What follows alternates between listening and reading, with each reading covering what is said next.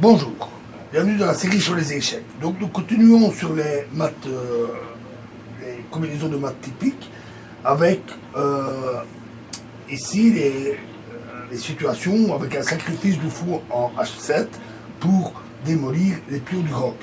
Ici une partie entre Schlechter et Wolf avec très haut blanc.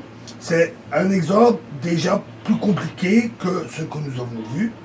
Donc fou prend H7, échec, roi prend H7, cavalier G5, échec, et roi G6. Donc comme je l'avais dit, si le roi peut accéder à G6, c'est assez compliqué. Ça, c'est une très bonne défense. Les autres coups sont plus faibles. Par exemple, sur roi G8, dame H5, avec une menace de mat, tour E8, dame prend F7, échec, roi H8, dame, roi G, cavalier E6, tour G8 et dame H5, échec et mat. Ou alors, voyons une autre possibilité.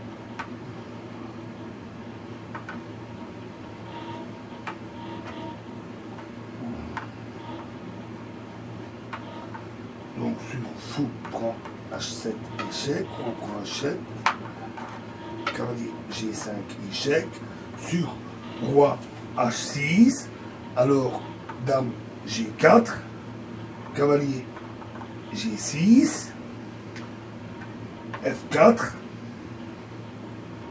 F5, dame H3, cavalier H4, dame prend H4, roi G6 et dame H7, échec et mat. Donc, le coup de roi G6 est certainement la meilleure défense.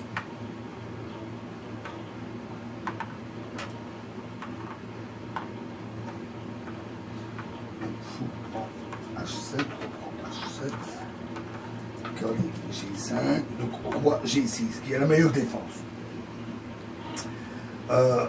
Après dame G4, et comme le cavalier G5 est protégé, l'échec de la dame sur la diagonale B1 H7 est souvent à considérer. F5, E prend F6, G prend F6, perd également, tour prend F6, cavalier E6, échec, roi F7, et dame prend G7, échec, un très bon coup. Cavalier, roi prend E6, tour E1, échec. Ou, remettons tout ça.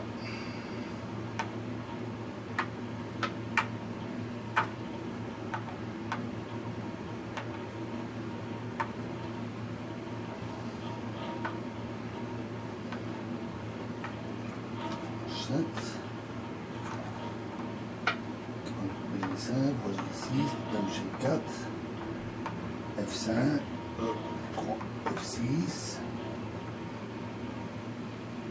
De même sur roi prend F6, tour E1 suivi de tour E6, échec.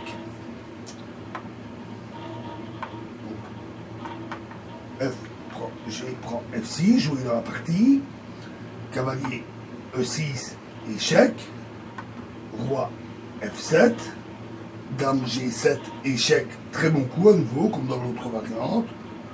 La tour est ici, roi prend E6, tour E1, échec, roi F5, dame H7, échec, à nouveau un très bon coup. Sur cavalier G6, on aurait dame H5, échec, roi F4 et G3, échec et mat.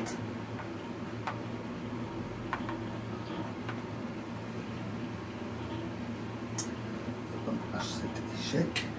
Donc roi G5. Et ici, les blancs auraient pu conclure la partie par H4, échec. Ça leur a échappé. On va y revenir. La partie se termina par tour prend E7, tour G8, tour E3, B4, tour G3, échec, dame prend G3, dame prend G8, échec, et là, les noirs abandonnèrent. Mais ça aurait été encore plus joli. On va remettre tout ça.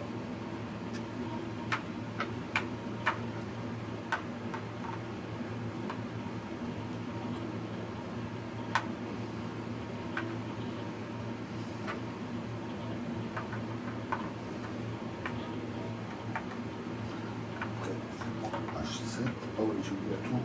Hop, 3, 3, H7, cavalier G5, roi G6, dame G4, F6, roi F6, G prend F6, cavalier E6, échec, roi F7, dame G7, échec, roi prend E6, tour E1, échec, roi F5, dame H7, échec, roi G5.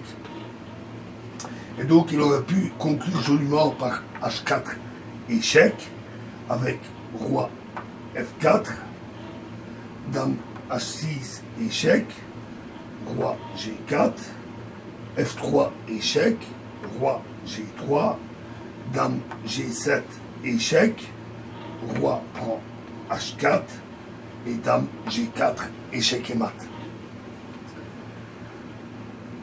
Remarquez dans la combinaison le rôle important qui a été joué par le pion blanc qui était en E5, qui paralyse complètement les rois adverses.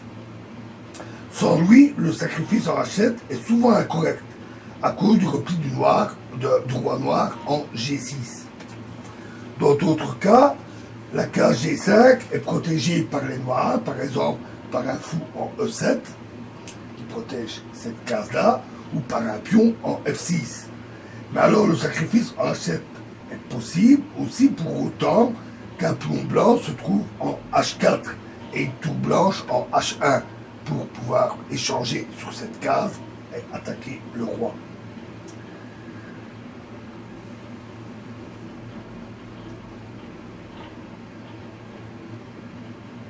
Après, cavalier prend G5, fou ou pion prend G5, les blancs peuvent ouvrir la colonne par H prend G5, avec échec, avec la tour.